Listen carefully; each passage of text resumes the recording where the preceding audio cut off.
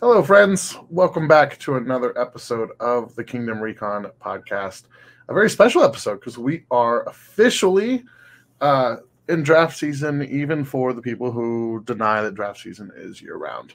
The draft order is set. The NFL season is over. We have nothing better to do than to play with mock drafts and speculate about what our favorite teams are going to do this offseason. And so we're here to get that started early. But before I do that, let's check in with our hosts this week, our regular hosts. Well, we've got the screen looks a little bit different. I guess you can see, we are going to do a mock draft this episode. But before we do that, let's check in. So, Randy, how are you doing, man? How's it going? I am doing awesome. Still riding that Chiefs Super Bowl high. Can't believe it's been a week and a half already, but excited to officially jump into the off season and take a crack at our first mock draft, pre-combine, pre-free agency. So we are essentially throwing darts at a board blindfolded, but we're gonna have fun doing it. Yeah, I mean, that's the whole point. That's the whole point of mock drafts, especially this early, is just to go through different scenarios and kind of see what could happen. So, So yeah, Chiefs won the Super Bowl, and so let's get to our third co-host who has been preparing for the offseason a little bit longer than us. I hate you guys. Just a little bit longer, but is here in solidarity, and I'm sure is going to have some really good wisdom for us as we go throughout this. So, Josh, how's it going, man? It's going. If that was a Dallas Cowboys season, we wouldn't have even made the playoffs. And you guys go in and make the playoffs, and not only make the playoffs, go on and win the Super Bowl. What the heck is that? That's the worst. Yeah, it was. It was stressful, man. I still am kind of in disbelief. I 100% am in still disbelief. In a season where we did not have our typical season of what we expected, the ups and downs, the stretch we went through where we looked awful. This was the season for all the AFC teams to knock us off and for us to not make a run. And lo and behold, in Patrick we trust. So, man, on my personal show, I was on, I think it was like week 13 or something like that, and I was like, do you know what? These are the Kansas City Chiefs. They're just going through the motions right now. When they get to the playoffs, they're gonna hit on all cylinders. And then week 14, week 15 happened. I'm like, I don't know. That might have been a bad take. This team looks awful. And then the playoffs happen, and it just hit on all cylinders. They figure it out. They're like, let's just throw to our world-class tight end and the one receiver that can catch a ball. It worked out. Yeah. I don't know, man. I mean, it's great when you have the greatest quarterback. I think it's like a pickup game. You're taking Michael Jordan. I think one-on-one, if you are trying to pick a quarterback in the history of the NFL, Tom Brady is like that one because he won Super Bowl. I don't care. Like, it's Patrick Mahomes at this point. I'm taking Pat Mahomes anytime. Mm-hmm. I don't know. If you would have told me that we were going to score 2 touchdowns in the Super Bowl and those touchdowns would have been MVS and Mecole Hardman. Yeah, right. MVS didn't. I would not have seen that. I would not have put money. I wouldn't have put a penny on that bet. It's crazy. Yeah. Neither of which we've never doubted or spoke ill of those two players ever. Not the one. Group chat is not a dangerous place for MVS and Mecole Hardman. I always defend Nico, though, because he is a Georgia guy, and I'm like, let's not disrespect Georgia guys, because I'm all in. I mean, all right, fellas. So we, with all that being said, with all that being said, I've got the mock draft simulator from our friends over at PFF, or I guess friends. We'll call them friends. I don't know any of those guys. Don't look at my time. We will use a couple of different simulators throughout the off season as we go. I am going to turn. So there's a couple cool things. Care for positional value draft. I do like that they do this. I'm going to turn the randomness up a smidge since we are early in the off season. And then I am going to also turn the positional value up a smidge because I do think. Ask a question here. Yes. Do we need to if we're picking all 32 picks? No, we don't. But I do like this process. Okay, so let's do you then. You know what? You're right. Thanks for calling me out. And I was thinking it, but I'm just like, we'll just let Tom roll with it. Yeah, just let me roll. So if you're doing the I have to call him out. You call me out, I call him out. Hey, it's okay. Listen, the champs are talking right now, Josh. No, that's totally fair. You don't need to do this if you're doing all the mock draft. But if you're doing a mock draft by yourself and you're not picking for all 32 teams in the first round or all 32 picks, then you should maybe consider tweaking those. And that's a cool feature that I wanted to highlight that we aren't going to use because we're picking all of them. So we determine the order of how we're picking. We're just going to go through regular. Not snake style, it'll be Josh, Randy, me. So, for example, Josh is going to be on the clock with the first pick with the Bears. So we'll go ahead and get in here. You've got a trade. I don't know if you want to entertain trades, but I'm going to entertain a trade. No, I mean, I would because I think. Right. Well, are we going to go? My question is, what we think they should do, or what they are going to do? Yes. I would prefer what we think they should do because it seems like the Bears are going to want to keep Justin Fields, and I think that's the wrong decision. I think they should go Caleb Williams. But if they do trade out of this pick, which if they decide not to go Caleb Williams, they 100% should trade out of this pick and just get a plethora of picks. But ultimately, the pick has to be Caleb Williams. Like, I agree. Do you watch the throws this guy does? Yeah. Yes. Yeah. And I just got done saying Pat Mahomes is like 1-for-1. I would take Pat Mahomes over any quarterback. Caleb Williams didn't have an offensive line, and we saw what happened in the Super Bowl when Pat Mahomes didn't have a offensive line. Greatness can't do well without an offensive line. So that's why Caleb Williams didn't have a great season this year, and also his receivers can't get open and separate. But Caleb Williams is the pick. All right. I would say we'll look at trades. Let's pretend like we've been called up to consult on each one of these picks. So we're going to go with what we think they should do. I won't argue. Caleb Williams is the first pick. That brings us to Washington at pick number 2. And this is a conversation because Washington needs everything. So, Randy, what are you thinking? Washington does need everything. You sit there and you look up and down that roster, and you just, it's not a great team, which is why they have the second overall pick. Sam Howell is not a franchise quarterback. So obviously you have to look at that spot. And everybody in the world is going to say Drake May. And I see you got your little finger hovering above him. I don't see Drake May as the second quarterback in this class. If they are going to go quarterback right now, let's go. Let's take a kicker. But you know what? I think I'm going to throw a little bit of a curveball. They do need a quarterback. I don't like Drake May, but I'm going to go with Jaden Daniels. Okay. I didn't know if you were on the wild card train with J.J. McCarthy. Yeah, I was like J.J. McCarthy. No. I've actually heard this kind of gaining some more momentum with Jaden Daniels. It's interesting because I think, and we'll see this at the combine. I think Daniels is going to climb pretty quick, and it wouldn't surprise me. Everybody knows my opinion on Drake May. I sincerely, he is Mitch Trubisky 2.0. But he's less athletic. So, we may need to talk about that one. Okay, not a fan.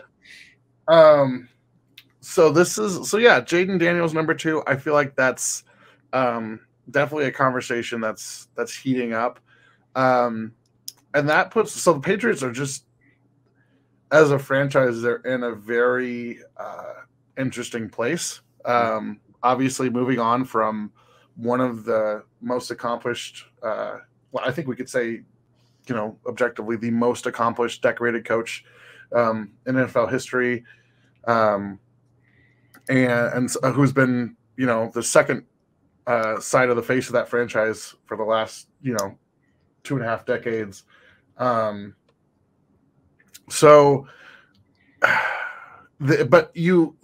There's Drake May, right? There's a quarterback who I'm higher than on you guys. And then there's also a elite prospect in Marvin Harrison Jr.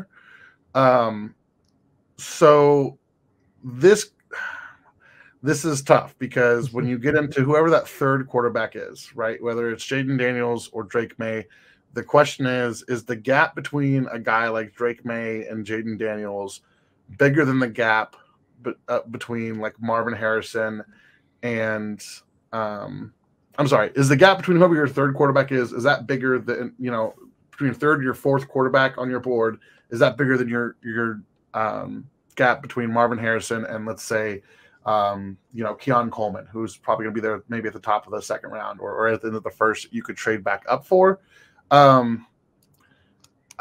It is hard for me. I should have gave one of you guys this pick. I could see a world where they really take Marvin Harrison, but I think you have to get a new face in New England.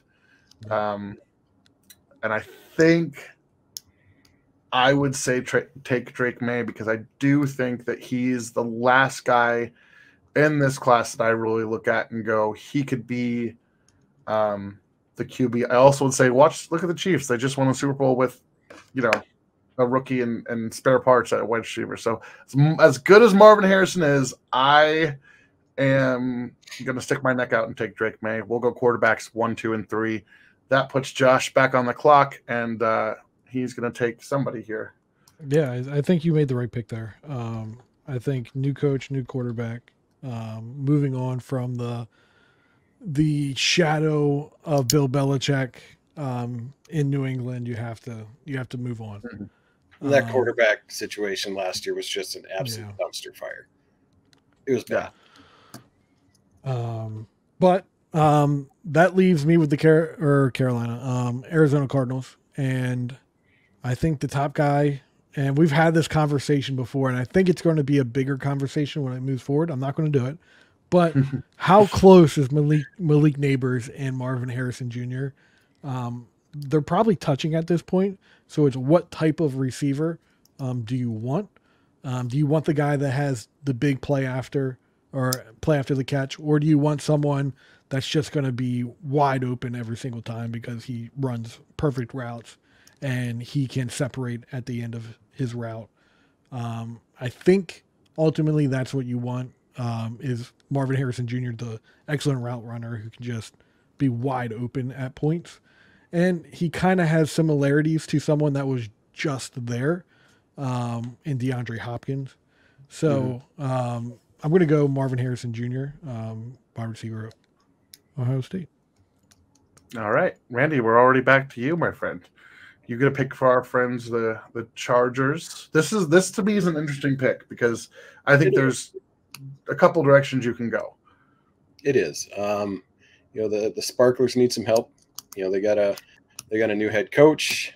They're going to go in a different direction. I think they are going to be more physical. I think they're going to be a little bit more lean heavier on the run. There's a lot of talent on that football team, and that's a conversation that we've had on and off for a long time, is that roster is way too talented to be so bad. Like, they just can't, for some odd reason, put it all together. I think Brandon Staley was just flat out not the guy. He was, just not the guy. He was out of his depth. He had no idea what he was doing half the time. Harbaugh's a proven coach. He's a proven winner. He is old school. So I think he's going to move and try to solidify himself. And I'm going to take the number 1 tackle off the board with Joe Alt. I love that. That's how you I would have done the same thing. Like that's where I know a lot of people right now. It's popular to say Brock Bowers or Malik Neighbors. I think when you were looking at how to move the needle with that team, it comes back to you got to keep.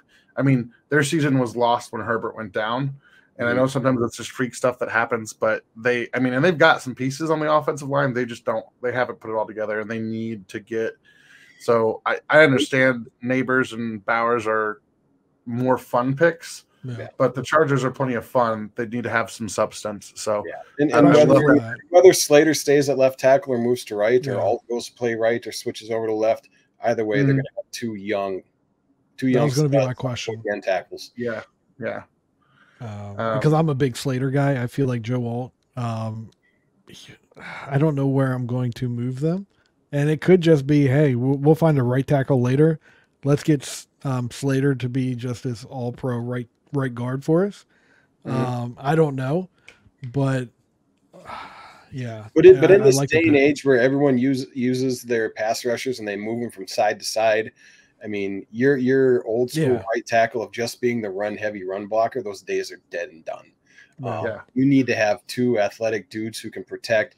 Granted, you might want to have a little bit better pass blocker on the quarterback's blind side just to protect that. But when it comes to just, your best pass rusher as your right defensive end versus a left tackle, those days are done. So you got to have two dudes on either side. Or like you said, so you move Slater to guard. I mean, Alton Slater, that's half your line right there. You're paired off pretty well in that instance. So the only thing I will say about Slater in that situation is if you move him to right tackle, while they do flip around and move around, you expect more power and length to come on that other side. Does his arm length come into play there? While it's not coming into play at left tackle because you got more of that speed guy, smaller guys on that side, they do flip it like we said, but you're going to see more of that length on that right side. Does that come into play? Yeah, I don't know. Slater's good, but yeah. Pick number 6 is pretty easy here. I know there's a need for offensive line, and New York struggles, but you're also stuck in quarterback purgatory with Danny Dimes. If you want him to be successful, you got to have him at least give him a chance to throw the ball to somebody. I'm a huge Malik Neighbors guy. We're just going to go chalk with the board and take Neighbors to New York, and that brings us back to Josh. Yeah, I mean, if I'm the Titans, I'm like throwing my pencil across the room because I am mad that you took Malik Neighbors right before me. Yeah, but there's good players on the board. There are good players on the board. I'm upset that you took that, but. I mean, I don't want to just keep going. I feel like, have we drafted a defensive guy yet? We haven't. We have not. No, and we have been like heavy offense. Yeah.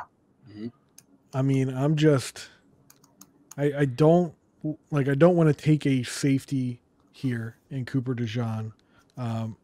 He's a corner, but I think he's going to be more of a safety. I think he's going to be one of those nickel hybrid dudes who literally does everything, because Cooper DeJean is one of my absolute favorite players in this draft. Yeah. I mean, I feel like they need a receiver. The Titans do. So I'm going to go with Randy's guy, Rome Odunze. When in Rome? Yeah, wide receiver Washington. Yeah, which is hard because they just took Traylon Brooks, to replace and he's busted. AJ Brown that they gave away. But yeah, all right, another interesting pick now, because you can't really take Brock Bowers here. But Randy, what do you think the Falcons should do here at number 8? I mean, the Falcons are sitting there with a guy in Ritter at quarterback who's he's not the dude either. But you're also sitting here at pick 8, and I think it's a little bit early for any of the Michael Penix, Bo Nix, J.J. McCarthy talk. So you sit and you look around, you look at their roster, you try to figure out where are their biggest weaknesses? Yeah, I mean, you don't want to take Brock Bowers. You got Kyle Pitt there, but for some odd reason, they don't like to throw the ball to Kyle Pitt. So I'm not sure exactly what they were doing down there in Atlanta. But I do think you sit there and you look at, the top guys sitting on the board. I think Cooper is one of my favorite guys in this draft. I think he is super versatile. I think he can play anywhere in that defensive backfield. But I do, however, feel that maybe this is just a tad too high for him. So I'm going to drop down and I'm going to take the best defensive end with Dallas Turner. Ooh, all right. You got to make me scroll for that one. All right, Dallas Turner to the Falcons. I like it. All right, Chicago Bears back on the clock. They've got their franchise quarterback. They've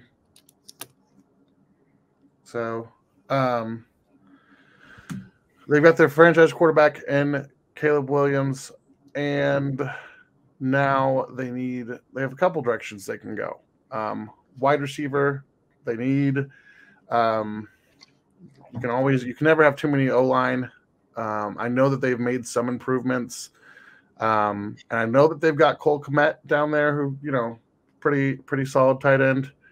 So this is tough. Let me think. That's too early for Brian Thomas for me. So, this might. This comes down to two players for me, right? Cooper DeJean, obviously in play. Such a good player. Just you can't, take a good football player. That's the rule. And then Talise Fuaga is the other one. And I know some people are like, well, what about Fashanu?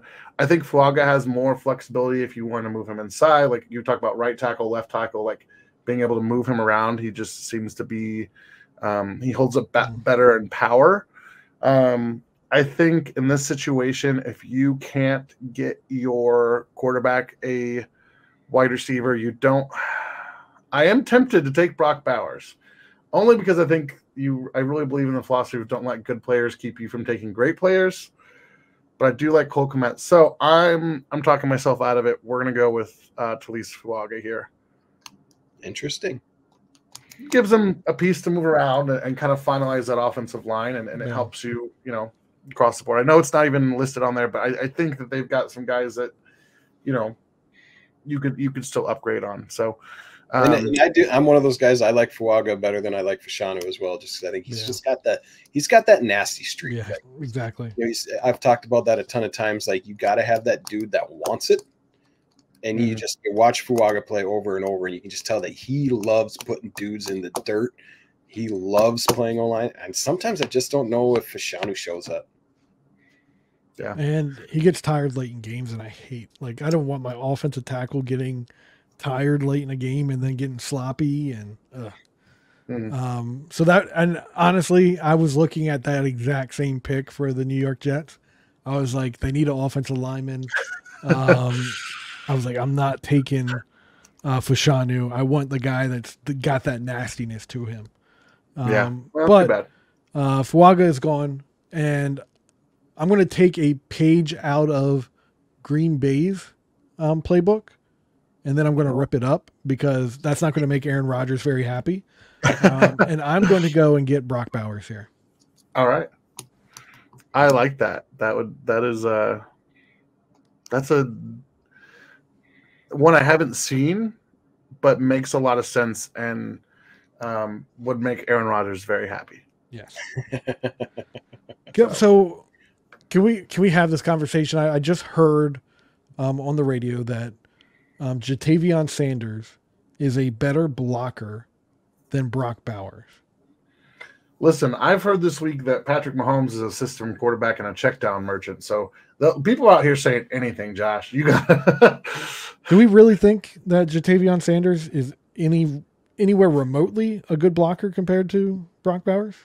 No, not that I've seen yet. No, I have not. Not unless they've got some secret film we're not aware of. Yeah,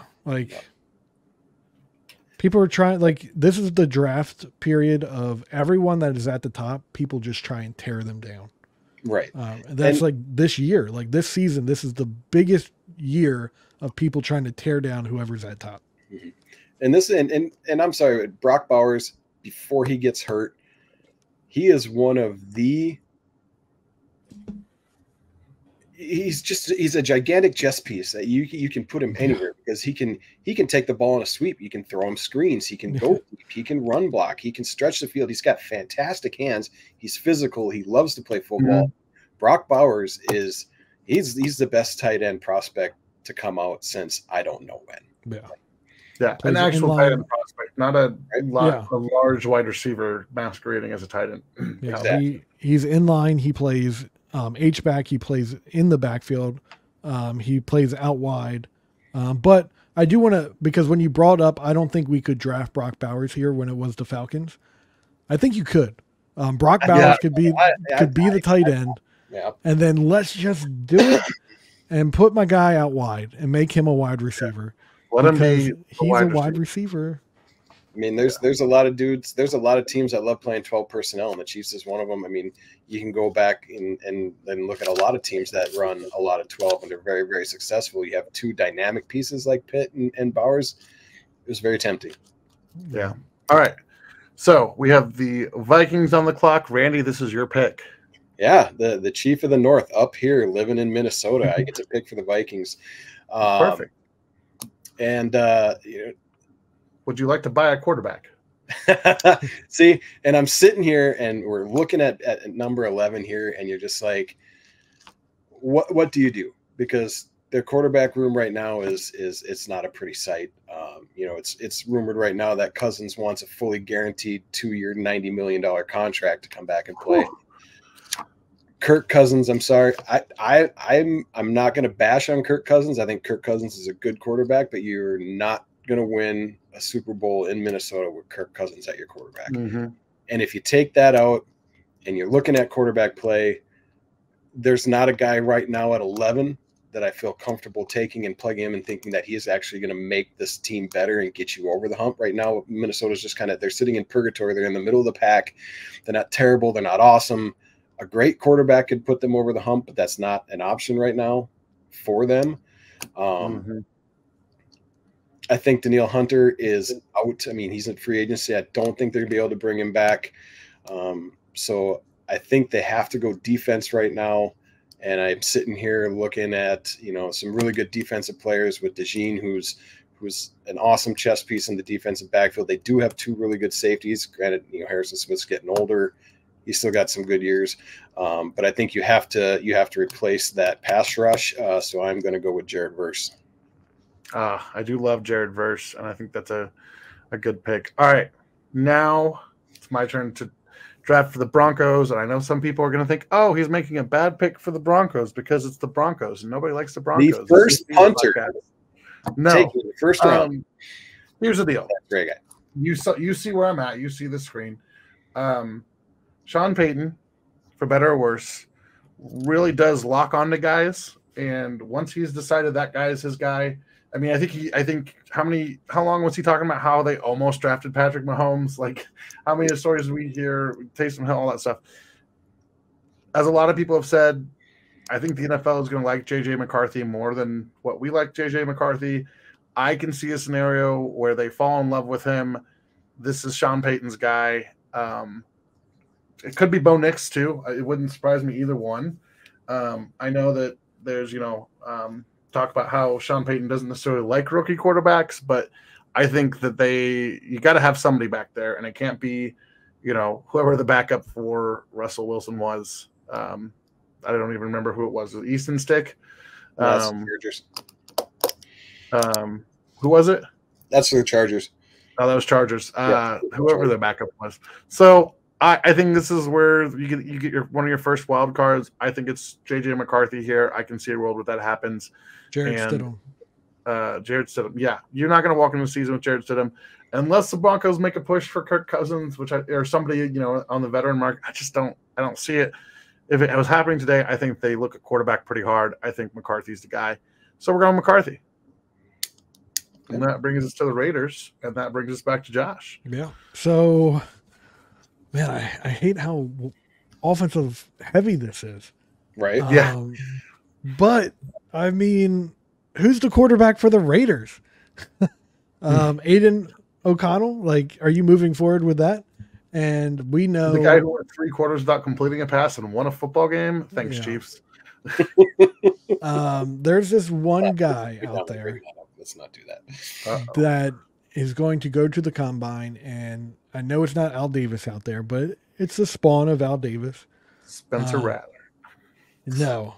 Michael Penix is going to be this pick because they just want speed. They want to move around. I like Michael Penix. I don't want to see him die in Raiders. I think they're going to see a quarterback that plays well, went to a championship, and has running ability. Oh my goodness, what else do you want more in Las Vegas? They designed the stadium to look like a Roomba? No, they designed it to look like a sports car because it's fast.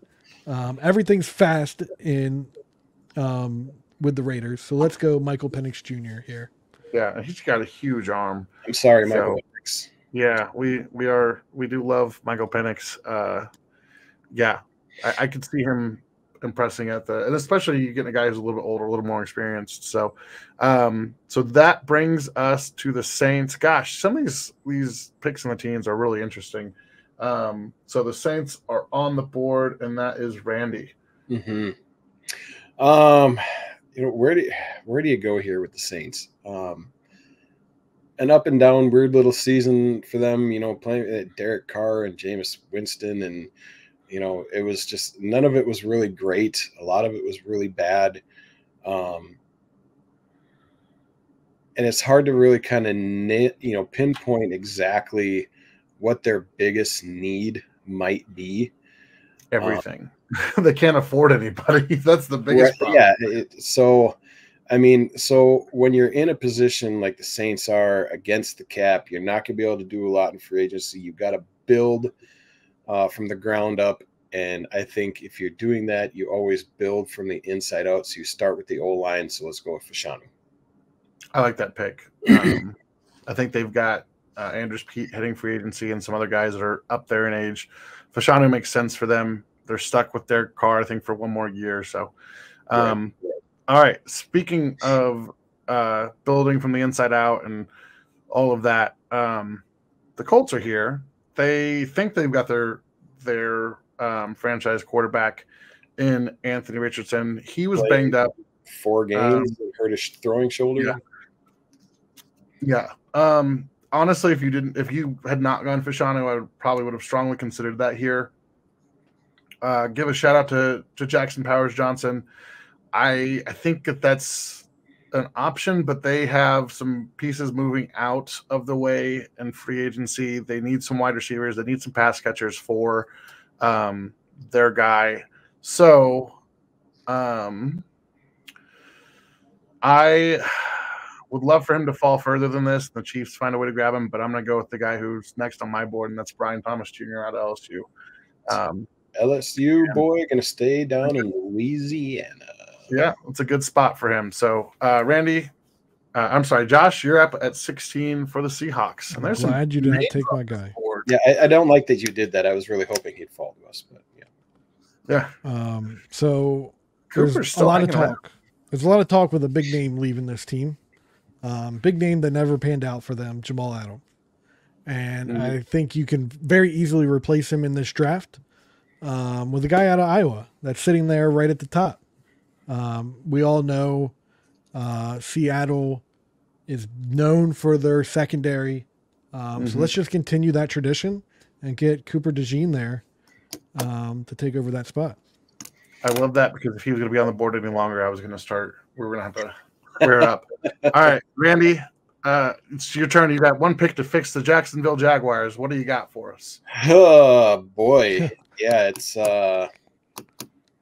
there's a lot of different ways we could go here with Jacksonville. But I am going to stick with the defensive side of things, and let's take Nate Wiggins. They need some corner help. Have you had a chance? So Nate Wiggins, I think, has a lot of positives. I know Quinion Mitchell's rising up. I almost went Mitchell, but I'm like, I'm not eating up. You made the pick. We're locking it in, but I think you could almost do those interchange. Although Dane Brugler's really high on Terry on Arnold. I do like Arnold as well. I got to figure that one out. There's some really good corners here left on the board that I think are all pretty equal when you come with Mitchell and Arnold and Kool-Aid and so I'll reach out to my guy for you. Yeah. All right. So here we are with the Bengals. I don't want to do this, but it's going to happen. I'm going to give him Byron Murphy the second out of Texas. I think he fits what they like. He's a penetrating defensive tackle. I think he's my DT1. They have a need there. Goodness. I mean, this is another place where I would maybe consider Jackson Powers Johnson, but we've seen them neglect O-line before. Yeah, we're going to go with Byron Murphy. There's too much value there for me to pass up. All right, Josh, for the Rams. So I can go many spots here, and I think defensive line isn't exactly where we want it to be. In this year's draft, I think there's a couple guys that can go round one, but then after that, I'm not going to go defensive line here, even though they could desperately use some defensive linemen. And they have a lot of secondary that is leaving, but there's just one guy on this board that I would love for him to fall, but I would consider him the best offensive lineman in this draft, and just because of his position, he's falling. And I'm going to go Jackson Powers Johnson here. I agree. I think he's such a clean prospect, and so, yeah. I haven't seen him miss in pass protection. Has he gotten beat in pass protection ever? That's a good question. I don't have all his reps memorized, but like I said, I just know that he's a highly productive. And the Steelers are upset at you right now because they need that interior offensive line. So, Randy, what are you thinking here for Pittsburgh? There's some interesting options. Yeah, Powers Johnson would have been a really good fit here. They do need some interior offensive line help. So right now, I'm going to give them some interior offensive line help, and I'm going to give them Troy Fatanu out of Washington. Mm-hmm. I really like him. I think he's going to be a really good guard moving forward. All right, now the Miami Dolphins playoff team. Miami Dolphins are on the clock. Gosh, they're such a talented team. I'm really tempted to grab an O-line, but we run a little bit of a run for O-line, and I think that could happen. Just looking at teams coming up, but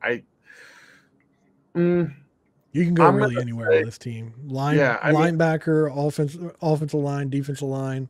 They are moving to that Ravens 34 defense. Safety, corner. Yeah, I think I'm gonna go with the best edge defender left on the board, Leatu Latu. Very technically sound, high motor guy.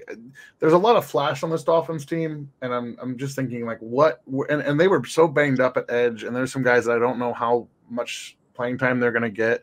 Thought about corner, but I just think that Latu is a bigger need there, especially when you're competing in the playoffs and that kind of thing. And Latu has a game that I think will translate into, being there late in the season. So, all right, another playoff team, the Philadelphia Eagles.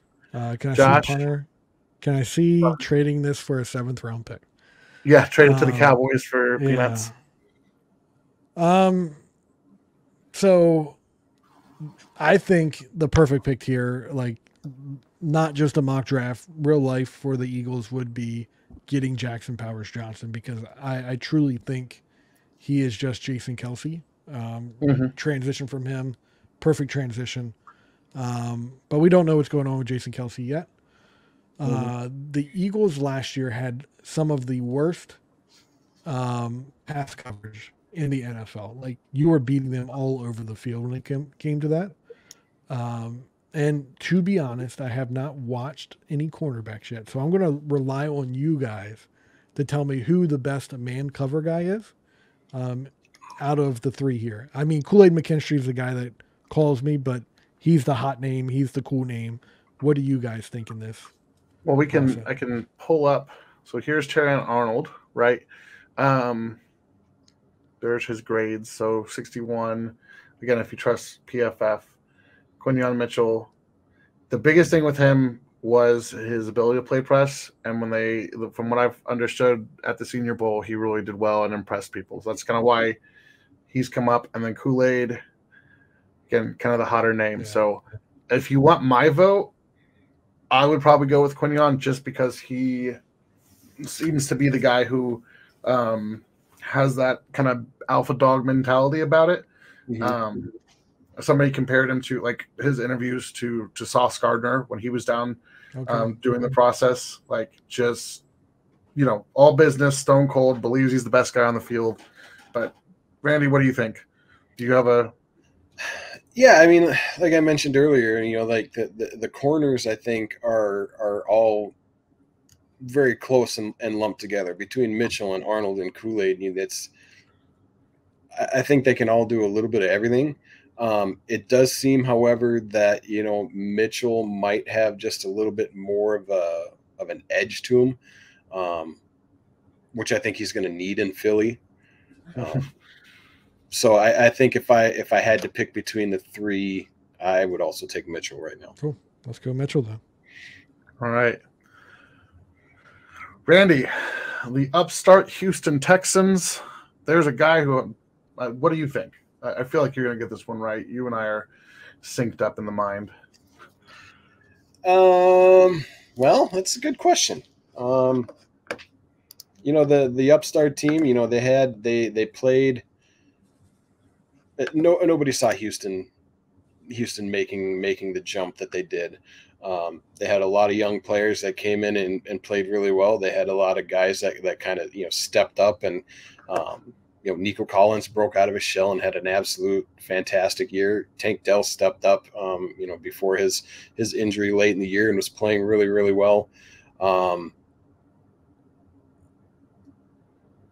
think the defense still needs some help. Will Anderson, fantastic season last year. They come around with the offensive and defensive rookies of the year, which is pretty awesome. Derek Stingley on the outside. I can't think of their other corner off the top of my head right now. Yeah,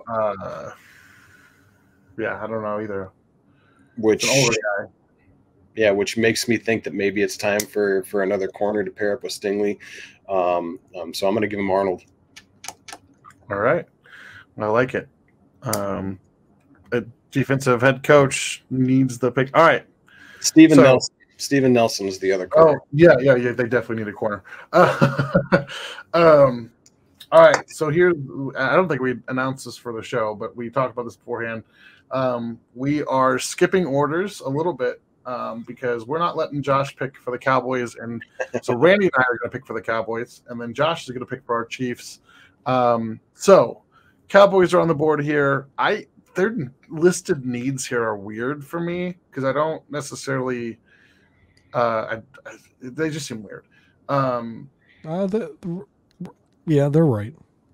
Okay. No, what about offensive tackle? That seems to be one that I constantly see. Tyron Smith, depending on what he does, he's a free agent. If we bring back Tyron he's going to hit free agency, and with his injury history, I think we get him back cheap. Yeah. I don't know. I honestly think that offensive tackle is the way they go right here. I could see that. I could also see it would be interesting to have a guy like Jer'Zhan Newton, who's kind of that bigger body up front, who could move the pocket a little bit. But they were so happy with the defensive tackle they drafted last year, though. Mozzie Smith. Do they go back interior defensive lineman? Maybe. There are a lot of tackles here on the board. Guyton, Mims, There's one guy on there that's been mocked to Dallas a lot. Latham. Is it Guyton? I feel like it's Guyton. Nope. No? He's got the big D in front of him. Oh, Graham Barton? Yep. Yeah. I mean, that's a flexible interior offensive lineman. Yep. I say we just go Jatavian Sanders, who Josh loves. So he's better than Brock Bowers, so why not throwing take him everything out the window? Right. Becoming a Chiefs fan at that point. And that's definitely one spot that Dallas does not need. They have two fantastic young tight ends with Ferguson and the kid Schoonmaker, right? Yeah. Michigan last year. So All two right. good tight ends in Dallas. I think tackle is the spot for them. I would say Latham or Barton. I think Jerry puts a premium on the bigger school guy, and would go with Latham if it was me. Yeah. I also say that they drafted Tyler Smith out of Tulsa a couple of years ago. Josh, what do you think the chances are they move him to tackle full time? I don't. They feel like he is the best left guard in football. He is a really good guard. I don't think they're moving him. But my honest opinion is Tyron Smith is back. I don't think he's uprooting himself for $1 million. He has a house here. He loves it here. He has family here. I don't think he's leaving, to be honest. Mm-hmm. You can never have too many offensive linemen. I will back Randy's play and go JC Latham here. Josh, are you weeping? No. Do you hate the pick? I love offensive line. I'm not going to be mad. He's an an offensive lineman. So, yeah, I mean, even if Tyron Smith comes back, like, you need to figure out life after Tyron Smith, and that could be it. The only thing I will say is having like that Fontanu, Graham Barton is ideal, because if we do bring back Tyron Smith, we don't want our first round pick just sitting there. We have a decent right tackle. We have a decent left tackle. And then maybe Graham Barton slides into center. And then if anything happens, we can shuffle from there. Yeah. And see, I didn't get to mention it, but I also think that's where you might look at a guy like Amarius Mims, who, even though he was banged up this last year, kind of has that positional. I mean, Georgia moves the guys around, as they get closer. But yeah, I think offensive line makes sense. But Josh, it is your turn. You've got the Green Bay Packers. Why are they going to take a wide receiver just to be ironic now? No, I was actually going to take JC Latham here, because they need an offensive tackle, and I felt like but you can't. I know the need fit the player at the top of the board. Mm-hmm. But David Bakhtiari, is he coming back? He's I don't 5 injuries in. He's been so banged up. He's kind of using that Tyron Smith. His contract is right now. When he's healthy, he's awesome. He hasn't been healthy really the last couple of years. He's going to want a lot of money. Is he going to take the hometown discount and stay in Green Bay to try to finish out his career there? I have no idea. No. But, I mean, they could go wide receiver here, and there's a really good wide receiver on the board that I'm shocked, honestly, is still here. And it could just be because we have a bunch of Kansas City fans that are like, let's have them fall. But I'm going to go Troy Franklin here, wide receiver out of Oregon.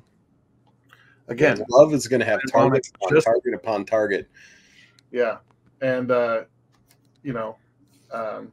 Rodgers is going to have an aneurysm. Yeah, right. Randy, you're picking for the Bucks here. What are we thinking? An interesting team. It is. Does Baker come back? I think Baker's back. Himself enough for them to come back and sign. I think Baker does come back. So that takes like the Bo Nix potential out of play for right now. Tampa's potentially going to lose Mike Evans. Godwin's been a little banged up. I'm not sure what they have behind that. They got Trey Palmer, was a rookie out of Nebraska last year who flashed towards the end of the season. He's incredibly fast. So he not does does Baker need another wide receiver?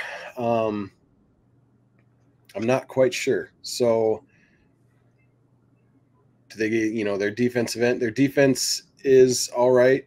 Levante David's getting a little bit older, but they still got Devin Bush playing linebacker at a high level. I'm gonna go. I think Mike Evans leaves, and I'm gonna give him A.D. Mitchell. Ooh, all right. Stealing the guy that I wanted for the Chiefs. All right, let's see how it is. No, you're okay. All right, so we are on the clock with the Cardinals.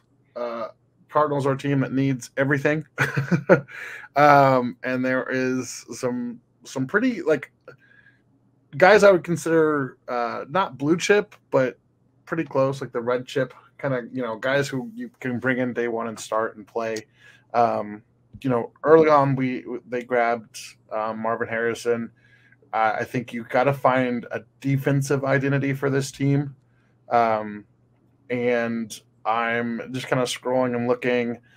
I think it just makes sense to take a guy like Jazon Newton, give him some beef up front. I know they've invested in the offensive line. I just think they need somebody up front who can hang on their defense. They need a piece on their defense. So we're going to go Jazon Newton here, who's a great value at 27.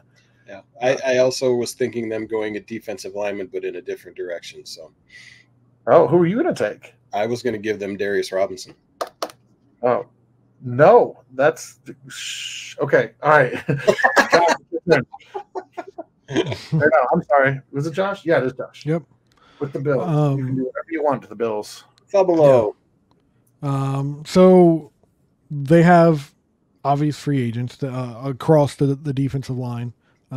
Daquan Jones is a free agent. Leonard Floyd, AJ Epinesa, Shaq Lawson, all free agents. Literally their entire defensive line is leaving.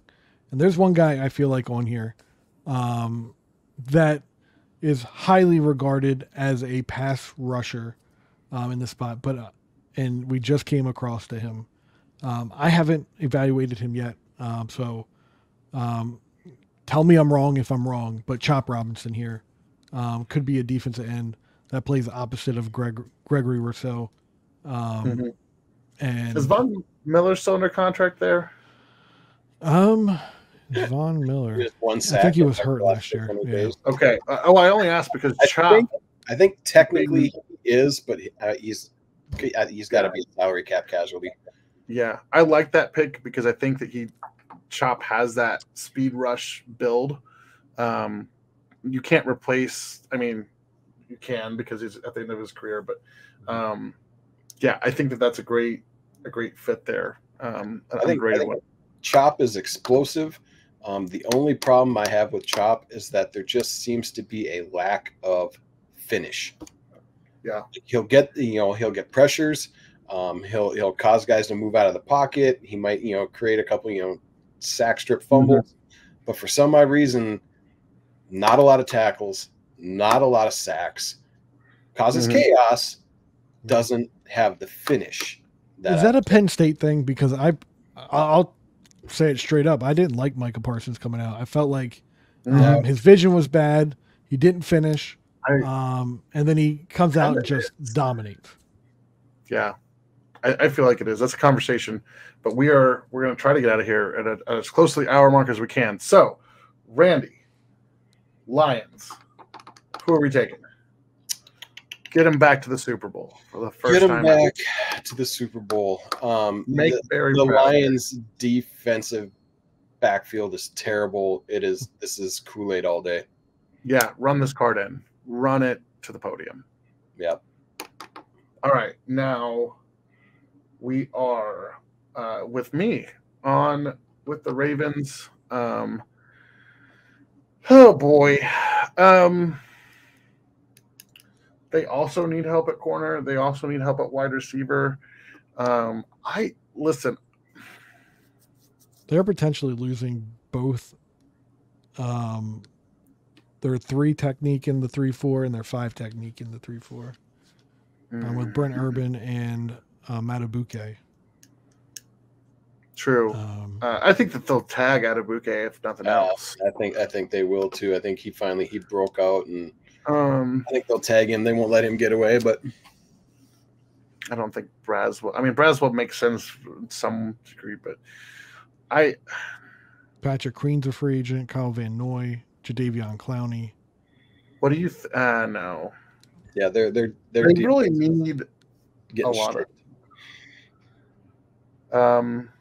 I don't know if he can go first round. Yeah, with the injury history. I like that guy though. I like. Yeah, I mean, he's a hair on fire kind of guy. Hair on fire. He is all over the place, but he is disruptive. He reminds me of Leo Chenal. Like he's just all over the place. Not quite as disciplined as you want him to be, but if you can tell that dude loves to play football and hit people. Okay, so here's my thought process. I think Keon Coleman is an overplayed draft fit here. I just see and hear that too much. I love Keon Coleman. I do love Keon Coleman. He makes some sense. I love the idea of Keon Coleman. The dude he flashes so much, but he's just not consistent. Actually, yeah. Is he not consistent, or is Spencer Rattler not consistent?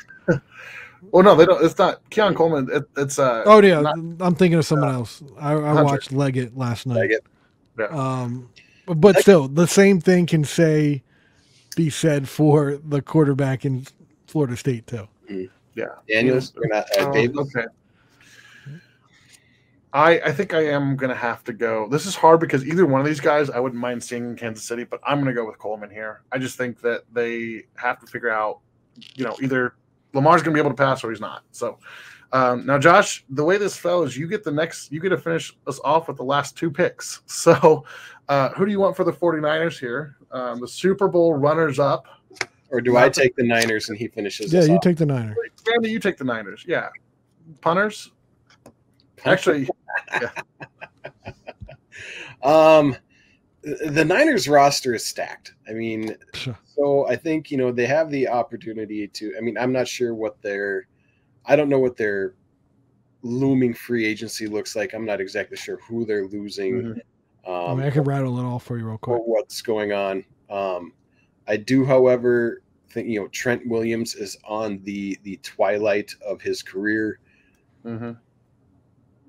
I'm going to give them a tackle with Amarius Mims. I like it.